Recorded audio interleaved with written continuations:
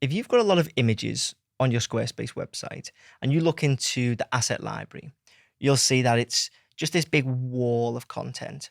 And if you have a lot, then it can be really hard to navigate. So a way to get around this is to categorize your images into folders. And I'm going to show you how to do that really easily in this video. So what we need to do is on our site, go into assets, which lives just under website here. Then you'll see, this isn't quite a wall of content, but you can see we've got a fair few. Now I've got some screenshots here from Six Figure Design Club. We want to separate those from this logo that I've uploaded as well. So what we need to do is in the top right, click Add Folder, and we'll call this one Six Figure Design Club. There we go.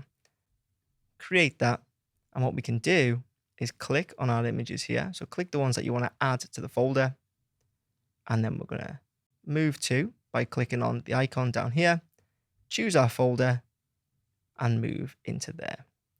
You'll see that cleans up that whole wall of imagery, and it leaves it really easy to navigate. If I want to create a new one, add a folder, and I'll call this one Icons, create that, and you can see the way they start to get organized like this, which is really nice. So I will, again, click on here. I'm going to move that into Icons. Lovely jubbly. And if you want to manage them, you can just delete, rename, and you can actually move a folder within a folder like so. So if I want to now get inside of this folder, all I do is click in Icons. You'll see we've got the icon in there. If we drop it down, we'll see our subfolder. Click in there, and you can see we've got the content and the breadcrumbs to navigate back like so. So hopefully you found that useful. If you did, please make sure to leave a like and hit subscribe. And if you want me to build your Squarespace website, you can get in touch using the links in the description.